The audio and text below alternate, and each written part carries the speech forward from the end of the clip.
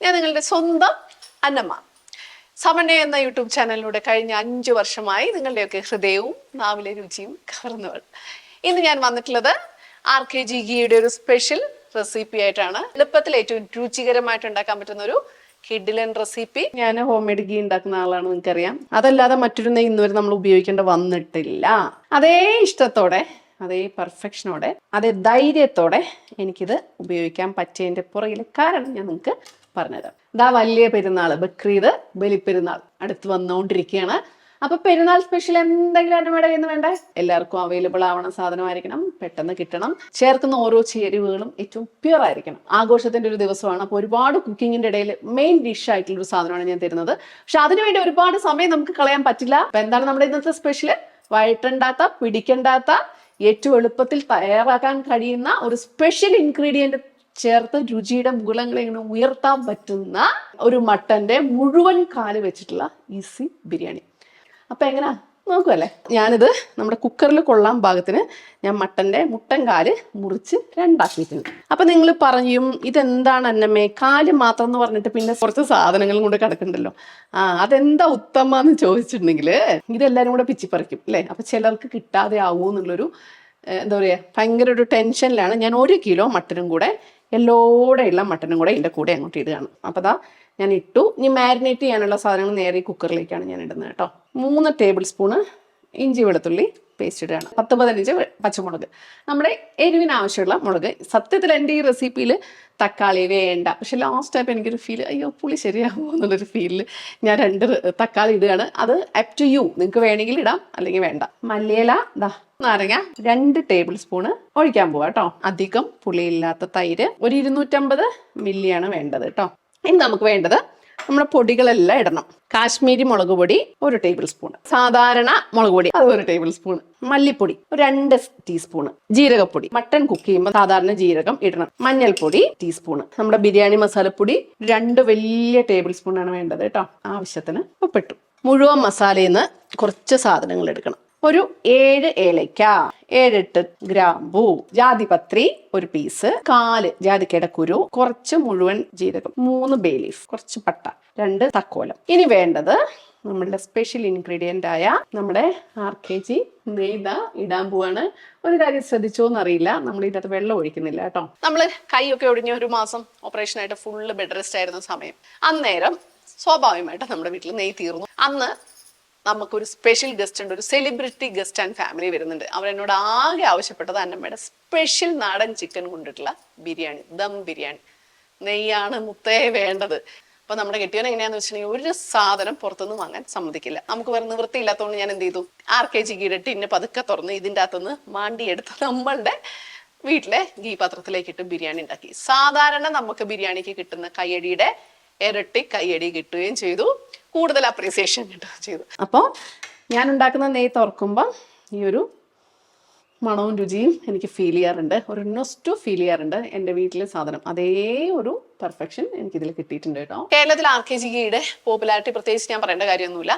ഇപ്പൊ ഏത് വലിയ കല്യാണങ്ങളിലാണെങ്കിലും എന്ത് ഫംഗ്ഷൻ ആണെങ്കിലും ഈവൻ വീടുകളിൽ കുറച്ചധികം കുക്കിംഗ് ഉണ്ടെങ്കിലും അവര് എല്ലാ സാധനവും മാറ്റി മറിച്ച് പരീക്ഷിക്കും. മസാലകള്, മീറ്റ്, അരികള് എല്ലാം പരീക്ഷിക്കും. പരീക്ഷിക്കാത്ത, മാറ്റം വരുത്താത്ത 2 സാധനമുള്ളൂ. ഒന്ന് നമ്മുടെ സ്വന്തം ഉപ്പും, 2 നെയ്യും. നെയ്യ് എന്ന് പറഞ്ഞാൽ അവർക്ക് ആകെ എന്തേ ഉള്ളൂ, RKG. അതായത് പ്രൊഫഷണൽ ആയിട്ടുള്ള കുക്കിങ്ങിനും പേഴ്സണൽ ആയിട്ടുള്ള കുക്കിങ്ങും. നമ്മൾ മാരിനേറ്റ് ചെയ്യാൻ പോകണം, നന്നായിട്ട് ഇളക്കി മറിച്ച് തിരുമ്മി പിടിപ്പിക്കണം. ഒരു 1/4 വേവ് കഴിയണ വരെ നമുക്ക് വെന്തെടുക്കണം. അത് നിങ്ങളുടെ മട്ടൻ്റെ മൂപ്പനുസരിച്ച് നിങ്ങൾ അഡ്ജസ്റ്റ് ചെയ്യണം. ഒരു 2-3 അടി അടിച്ച് വിസിലടിച്ചതിന് ശേഷം നമ്മൾ തുറന്ന് 1/4 വേവ് ആണെങ്കിൽ നിർത്താം, അല്ലെങ്കിൽ 2 വേവും കൂടെ ആക്കാം. അപ്പം നമ്മളിത് അടച്ച് വെക്കുകയാണ്. ഒരു അരമണിക്കൂർ കഴിഞ്ഞിട്ട് നമുക്കിത് വേവിച്ചെടുക്കാം. ആ സമയം കൊണ്ട് നമുക്ക് നമ്മുടെ 5-6 വലിയ സവോള ഉണ്ടല്ലോ, അത് നല്ല നെയ്യിലങ്ങോട്ട് മൂപ്പിച്ചെടുക്കാം, അണ്ടിപ്പരിപ്പും കിസ്മിസും കൂടെ. നമുക്ക് എണ്ണയും നെയ്യും ഒക്കെ ഉപയോഗിക്കാൻ പേടിയാണ് അല്ലേ?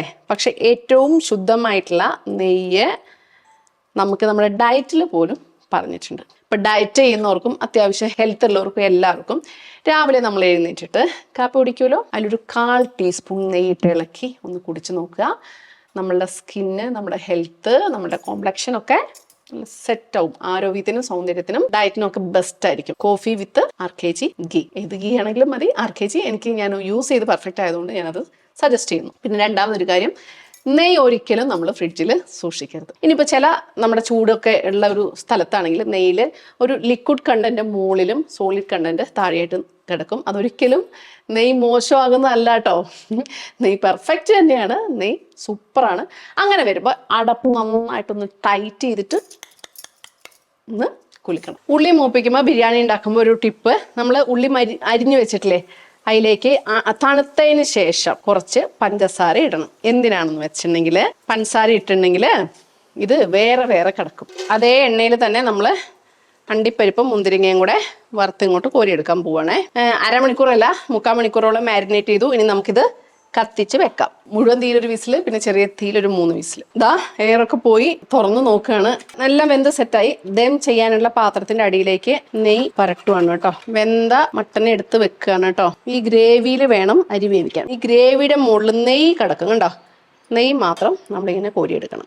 അപ്പൊ 7.5 ഗ്ലാസ് വെള്ളം വേണം. അപ്പൊ ഞാൻ 3.5 ഗ്ലാസ് നമ്മുടെ ഈ മസാല എടുക്കണം. ഇനി 4.5 ഗ്ലാസ് പച്ചവെള്ളം. അപ്പൊ തീ കത്തിച്ചു, മുഴുവൻ മസാലകൾ ഇടുകയാണ്. ബേ ലീഫ് 3 ഇട്ടു, പട്ട ഒരു 3 ഇട്ടു, ഗ്രാമ്പു ഒരു 4-5 ഇട്ടു, തക്കോല അല്ലെങ്കിൽ സ്റ്റാർ നൈസ് ഒരു 3 ഇട്ടു, നമ്മുടെ സാജീരകം 1.25 ടീസ്പൂൺ ഇട്ടു, ഏലയ്ക്ക് ഒരു 7 ഇട്ടു, കുരുമുളക് 1-2 ടീസ്പൂൺ. മസാലകൾ ഇത്രയും മതി. റൈസ് വേവിക്കാനുള്ള വെച്ചു. ഒരല്പം ഗ്രേവി ഉണ്ട് കേട്ടോ, ഒരു തുണ്ട് ഗ്രേവി. ഞാൻ ഇതിലേക്ക് ഒഴിക്കുകയാണ് കേട്ടോ. നമ്മൾ ഇതുവരെ ഒരല്പം പോലും വെള്ളം ഒഴിച്ചിട്ടില്ല കേട്ടോ, കാര്യം മറക്കരുത്. ഒരു തുണ്ട് വെള്ളം ഇല്ലാത്ത രീതിയിൽ ഈ മട്ടൻ വറ്റി വരണം. വറ്റും, ഇപ്പൊ തന്നെ വറ്റും. വറ്റുന്ന സമയം കൊണ്ട് നമ്മുടെ ബിസ്ത ഉണ്ടല്ലോ, ഇതാ ഇങ്ങനെ അതിലേക്ക് ഇടുകയാണ്. അതിന്റെ മുകളിൽ കുറച്ച് മല്ലിയില, കുറച്ച് പുതിനയില. ഇനി നമുക്ക് നാരങ്ങാനീര് വേണം. ഞാനിവിടെ മട്ടൺ ഓഫ് ചെയ്തു കേട്ടോ. മട്ടൻ്റെ എല്ലാം സെറ്റായി, എണ്ണ മാത്രമേ ഉള്ളൂ. അപ്പോൾ ഇനി നമുക്ക് വേണ്ടത് റോസ് വാട്ടർ ആണ്, ഒരടപ്പ്. അതിൽ കൂടുതൽ പാടില്ല.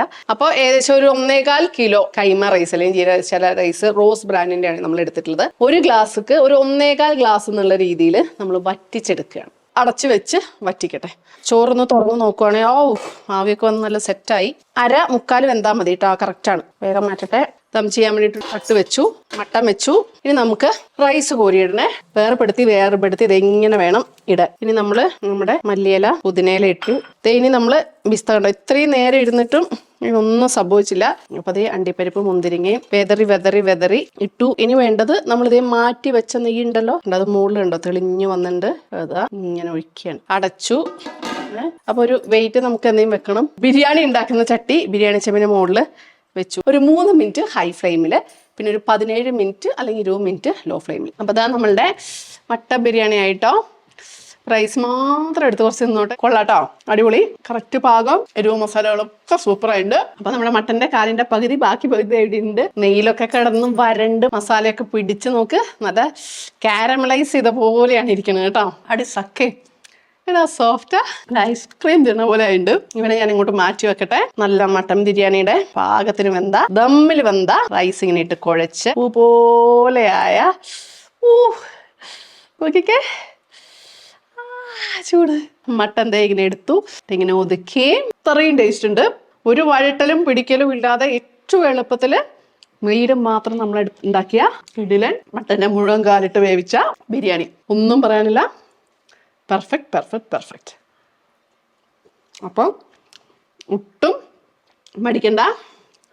നിങ്ങൾ ഈ പെരുന്നാളിന് ഉറപ്പായിട്ടും ഇതൊന്ന് ട്രൈ ചെയ്യണം. അപ്പോൾ എല്ലാ പ്രിയപ്പെട്ടവർക്കും എൻ്റെയും സമന്റെയും ടീമിൻ്റെയും RKG ഗ്രൂപ്പിൻ്റെയും ഹൃദയം നിറഞ്ഞ വലിയ പെരുന്നാൾ ആശംസകൾ. ഈദ് മുബാരക്. RKG നെയ്യ് ഉപയോഗിച്ച് ഇനി നിങ്ങൾ എന്ത് റെസിപ്പിയാണ് കാണുവാൻ ആഗ്രഹിക്കുന്നതെന്ന് നിങ്ങൾ കമൻറ്റ് ചെയ്യുക. ഉറപ്പായിട്ടും RKG ടീം നിങ്ങൾക്ക് ആ വീഡിയോ തരുന്നതായിരിക്കും. അപ്പോൾ ഇതുപോലെയുള്ള കിഡിൽ ആൻഡ് അടിപൊളി ടേസ്റ്റി ആൻഡ് ഈസി റെസിപ്പീസ് നിങ്ങൾക്ക് കാണണോ, അതിൻ്റെ വീഡിയോസ് നിങ്ങൾ കാണണോ, ഒട്ടും മടിക്കാതെ RKG stories YouTube channel subscribe ചെയ്യുക. ഇൻസ്റ്റാഗ്രാമിൽ RKG പേജ് ഫോളോ ചെയ്യുക. അടുത്ത കിഡിലൻ വീഡിയോ ആയിട്ട് വരുന്ന വേണ്ട നിങ്ങളുടെ സ്വന്തം അന്നമ്മ.